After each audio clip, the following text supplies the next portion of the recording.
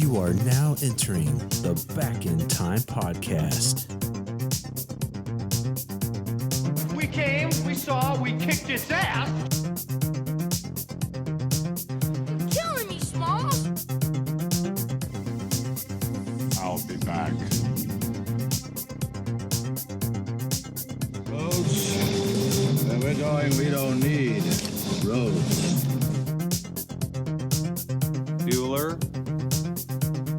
Bueller.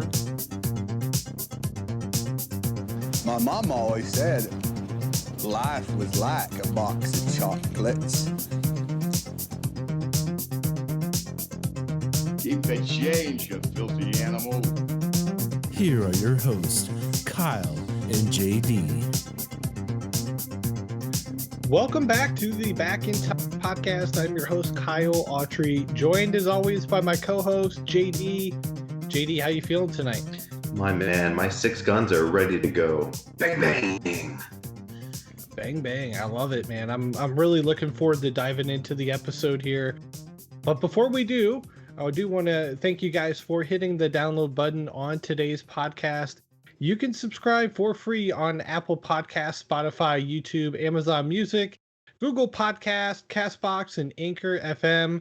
You can also follow us on Twitter and Instagram at Back in Time Pod, and you can follow us on Facebook. Just search for Back in Time Podcast. So that's going to be your destination for all things Back in Time Pod. But JD, I want to start with last week's episode. What kind of feedback did you get on our Scream 2 episodes? I'm sorry, do you mean Scream 3? Haha. Well played, sir. For those of you who didn't notice, Kyle tweeted out the episode for Scream 2 and called it Scream 3 and was quickly jumped on by Phantom Dark Dave, who noticed the mistake right away. Of course. Dave, always the particular on those types of things. But in my defense, I was actually watching Scream 3 as I was tweeting that out. Because I wanted to go back and watch the movie. And then I just was like sitting there in the morning, and when I tweeted it, I was like, oh yeah, Scream 3 links, here you go. Mm-hmm. And then I went about my day, and I checked back several hours later after there's been a whole GIF attack on my good name.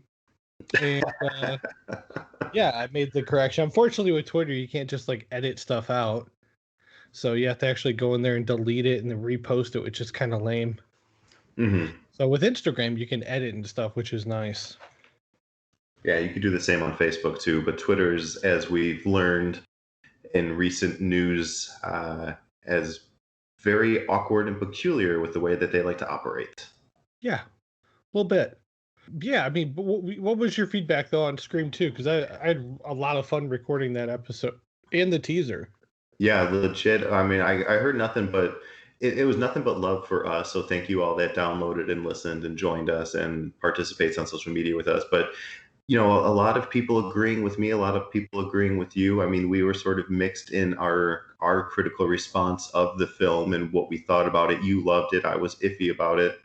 And I heard the same reaction from a lot of people that listened to the episode and watched along with us. For sure. And, you know, we really appreciate all the love that we've been getting lately. And our YouTube page is growing by the day. Our Facebook page is growing. Our audience size is growing. So everything's kind of pointed upwards right now for old Back in Time Pod. So it's an exciting month. I mean, I feel like we went through this about a year ago where, you know, we kind of jump up about 20 or 30% in listenership, and we're definitely excited to have a lot of newbies. So welcome aboard, noobs. Happy to have you. Yeah. And shout out to the longtime listeners. You guys rock as well. The olds. The olds. Let's get to the reason we're here. JD, what's your first memory of watching Halloween 4?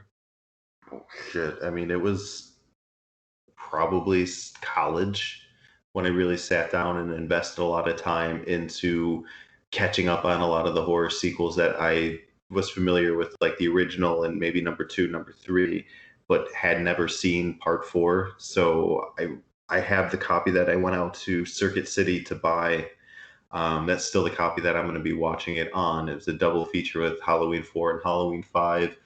And it's just kind of a mixed bag for my original watch because you enjoy so much about a movie like this, but at the same time, you just want to yell at the TV screen to get the original back on there.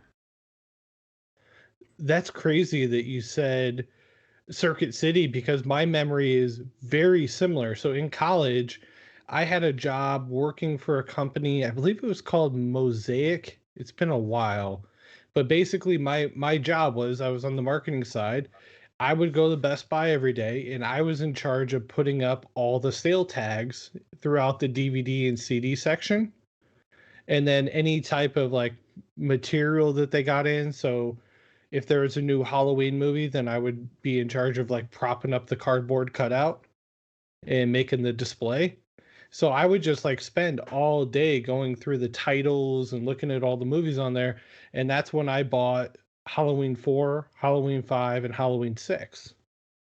And that's the first time I watched this movie. So it would have been like 2006, somewhere in that ballpark. Yeah, So, nice. yeah, pretty similar as far as how we came across it. And RIP the Circuit City. Oh, geez. And then R.I.P. H.H. Gregg, which replaced Circuit Cities. Yes, yeah, absolutely.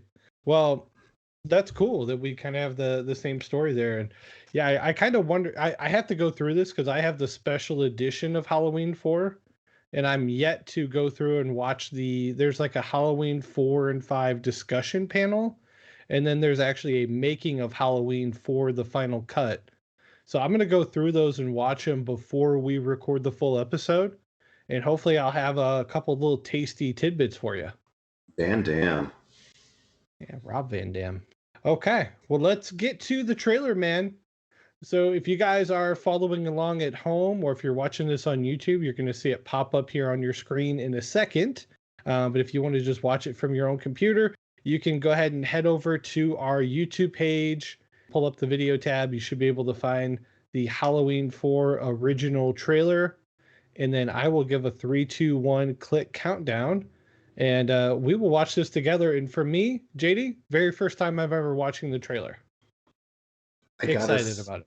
Well, we're in 1988, so this would have been when we were 2, 3 years old. Right. There's not a chance we saw or remember this trailer playing live on TV. So I got to say, it's probably my first time as well. We're kind of virgin trailer watchers here, Kyle. Dang it, we should rename this show. That's a much better name than teaser trailer. Okay, here we go. Let's watch this thing. 3, 2, 1, click. 10 years ago, on the night of October 31st, a small Midwestern town fell victim to an escaped killer.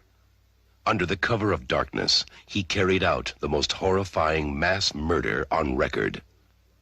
16 people in cold blood. Ever since that night, no one has forgotten his name. And Halloween has never been the same.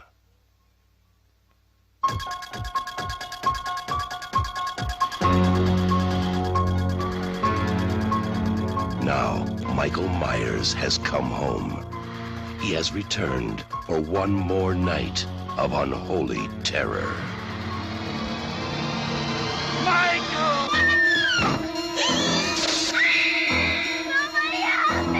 He's here to kill that little girl and anybody who gets in his way. Oh, God. Who's gonna be next?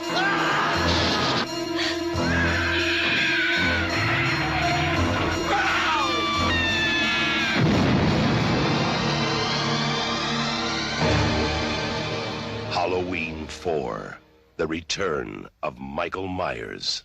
Maybe nobody knows how to stop him.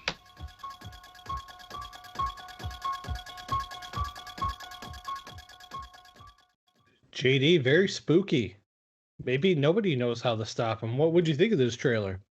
You know, I didn't know how I was. I kind of wish you had done the before and after that we used to do when you're like, you try to predict what my reaction is, because I was kind of coming into this trailer thinking that I was going to hate it and it was going to suck. And I've got the complete opposite reaction. I actually kind of think that they build this movie really correctly as the return of Michael Myers. They show the iconic mask and the face, and give him some running room to sort of just chop up and flay and slay some innocents. And I don't know, like I know what to expect out of this movie fully. I don't like the fact that there's an explosion in it, because explosions, as we've discussed before, guns, in my opinion, don't necessarily have a place in horror movies. They do have somewhat of a place, but when I see an explosion, I'm like, what is there an explosion with a guy with a knife? How the hell does that come into play? But I shot him 6 times. Come on, man. The guns have a place here. I know we talked about this in the Scream episode, and I did relent my side of the argument to you and saying that you definitely brought up a valid point, and it does add some tension and some drama to the story. But where's an explosion fit into this? I'm so damn curious. Yeah, I know you're right about the explosion, but can I just say I've been working on my Loomis all day.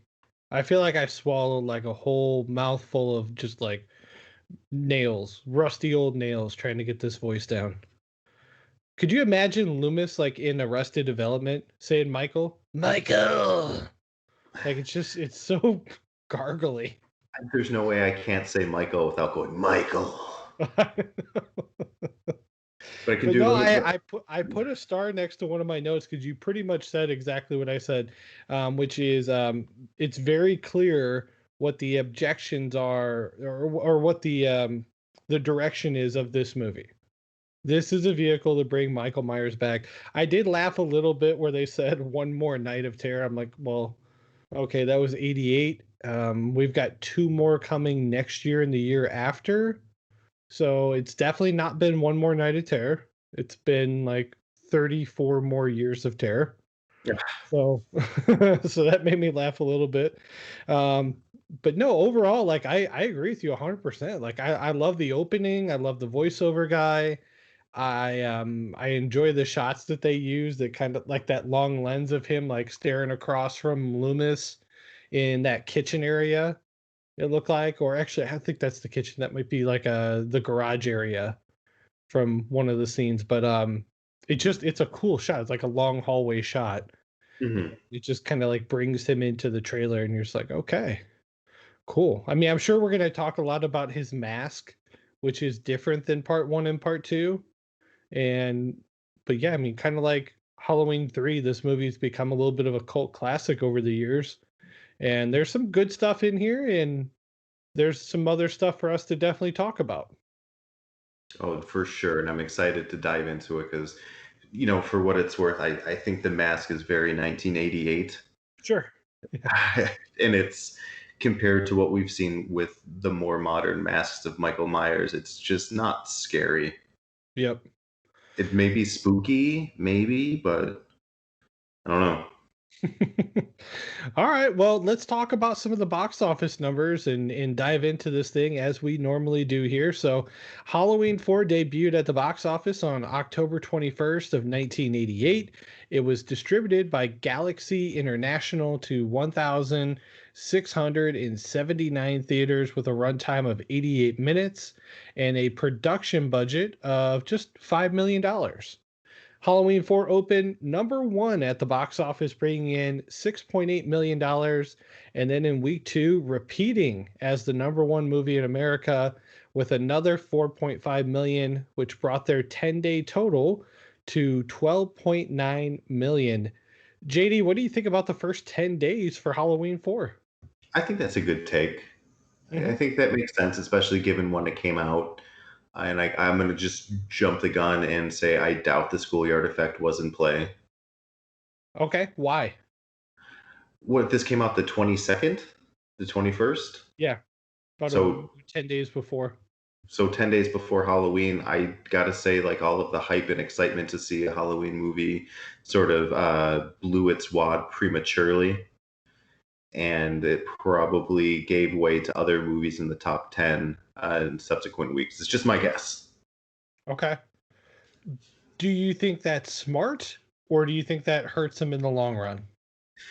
I think it does. I think it does both. It's smart to release when it did. I mean, we'll talk a little bit about the competitors that it went up against. But at the same time, come November 6th, I'm not thinking I want to see Halloween. I want to see a scary movie, that's for damn sure. But do I want to see Halloween? I think that hurts them a little bit. They could have used October a little bit more to their advantage than doing like a late October release like they did. Okay. Well, let's see if your theory proves correct. The schoolyard effect was not in play here. In fact, Halloween 4 would spend just one more week at the box office. It was number 5 in week 3 and then pulled completely from theaters after that and would gross $17,768,757 with no international numbers. So pretty efficient when you think about it. It actually only spent about, I think the total was like 17 days in box office, and they made 3.5 times their budget on the movie. And it was out in video stores before next Halloween for rental, and then the follow-up to this was in theaters at that point too. So I want to talk about this more though, because I do agree that, maybe like an October 7th release would have been better, but I just don't know, like, if 4 weeks in, are they still pulling big numbers, or are they already kind of on their way out at that point anyway? So it's kind of like damned if they do, damned if they don't. Well, I think it all depends on what the competition was. Okay, well, let's factor that in. So number 1 movie of the week, October 21st, was obviously Halloween 4. Number 2 was The Accused, which had debuted a week earlier. Number 3 was Alien Nation. Number 4 was Punchline. Number 5 was Gorillas in the Mist, The Adventure of Dion Fossey. Number 6, also debuting that week, Without a Clue. Number 7, debuting that week, Mystic Pizza. Number 8, A Fish Called Wanda. Number 9, Crossing Delancey. And number 1, also debuting that week, was Bat 21. Any standouts? None for me. I gotta say, nothing really stands out. So maybe that's why they chose this week. I mean, do you have some stats on what the rest of October of '88 looked like in terms of releases? Like what else came out that month? Sure. Yeah, let me pop them up. I don't think we've ever talked about Mystic Pizza. That's a Julia Roberts movie, right? Not to be confused with Two Guys, a Girl, and a Pizza Place. Exactly. Or Pizza Parlor Massacre. Hey-o, now we're talking. Now we're talking pizza. Yeah, so I'm pulling up the numbers right now. I can tell you right now that Halloween 4 was the 61st highest grossing movie of the year. So not fantastic by any means. So the next week, the debut of the movie Feds. Never heard of it. And then the week after, and this might have been why, They Live debuted at the box office. So the first weekend of November. Everybody's All American also debuted, and then a Disney movie called The Good Mother. So that's kind of what followed. Let's take a look earlier in the month. I didn't see anything that had kind of stuck around. Yeah, I mean, like, let's say they debut with my prediction October 7th. I mean, there's like nothing in theaters that week. No new releases. The only one that was a new release was called Clara's Heart, which is a very low grossing Warner Brothers movie. Interesting. So I wonder why they didn't go a week earlier. Die Hard had already been in theaters for 14 weeks. Who Framed Roger Rabbit, 17 weeks. Big was in for 20 weeks. So even the 14th would have given them an extra week and an extra probably 5 or 6 million. Maybe they just couldn't finish. Maybe it was up against the wire to get the release done.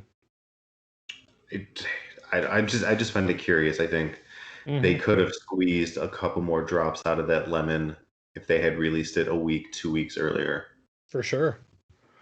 Okay, well, let's hear from the critics and see how it was received by the critics and audience. We'll use Rotten Tomatoes to gauge that. JD, how do you think the critics received Halloween 4? So I have to think that because we're on part 4 of a fledgling franchise, that the critics are probably yawning because you have to think of this elite type turtleneck wearing yuppie that is kind of like, oh, Michael Myers returns. Oh, who gives a fart? So my initial response is that it's going to be pretty negative, but I think that after the cult classicism of what part 3 did create and the fact that we are returning to Michael Myers, that there's a little bit of positivity to be had. So maybe even like your indie critics might be a little bit more excited and to pump up the numbers a little bit. With that, I don't have high hopes with it. I have a number in my head, and I'm going to go with 37. Wow, you're very close. 29. Yeah, that doesn't surprise me. Yeah, and we'll get to a couple reviews. Audience slightly better, not terrific though. Just a 53% audience score, which was a little surprising for me, just because of the amount of love that this movie has had over the years. But still better than Season of the Witch, I believe. Because and we'll get to that in the episode. I actually already have notes in an answer to our question from last year of why did they not stick with the format that they were doing with Season of the Witch and continue on with a new story and a different chapter of Halloween. I have the answer. So I'm excited to go over that on next week's episode. So we'll get into that. But let's hear from a couple critics here. So Karen James of the New York Times gave the film 1.5 out of 5 stars. And she said, it seems the latest stage is some curious evolutionary pattern. The slasher species keeps proliferating and getting weaker at the same time. What do you think about the comments from Karen James? I think that it's very timely and it stacks up to what the slasher genre was in 1988. I think we had a Nightmare on Elm Street movie come out roughly around this year. I know there was a Sleepaway Camp movie that came out, and you can't help but have diminishing returns. And I think every Halloween movie that comes out, you're essentially just wanting the original back, and it makes you nostalgic for what you first saw the first time you met Michael Myers and Dr. Loomis. And so to say that it's weakening the genre, I agree with that. But at the same time, I think that's like a shitty way of looking at it, because that's like saying, like the more you masturbate, the less fun it is. So it's like, well, obviously you've never masturbated. Okay. And this second review, which almost to your point, kind of like an indie in indie publisher here, James Berardinelli, if I'm saying it right, from Film Reels, was a little bit more positive. He gave it 2.5 out of 4 stars.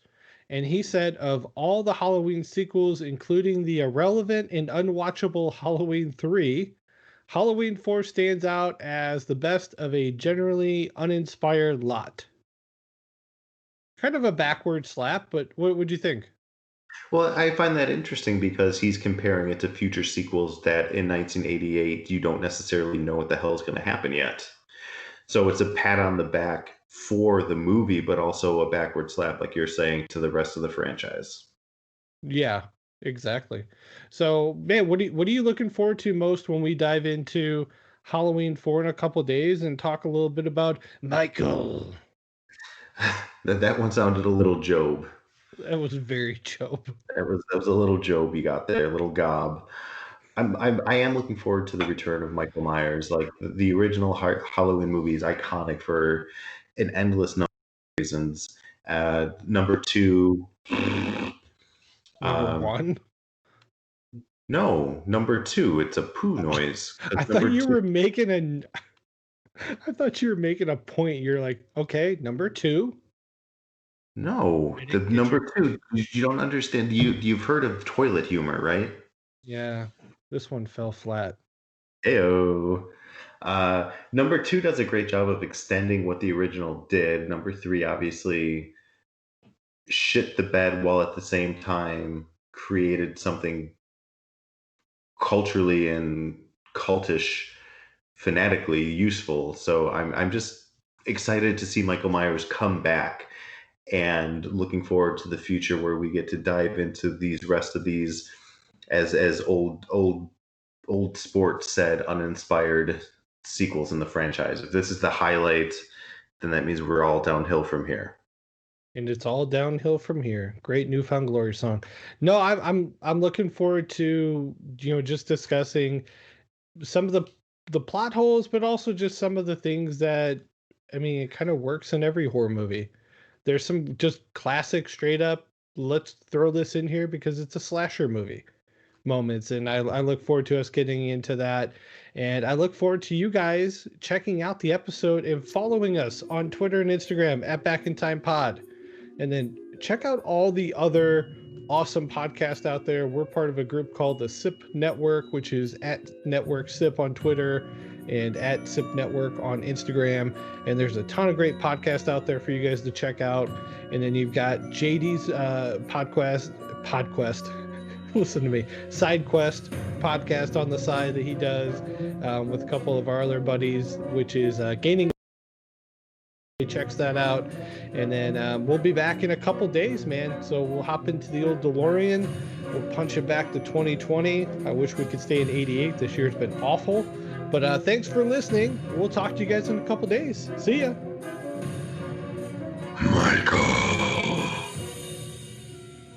That's Michael Myers saying his own name, I imagine, in hell.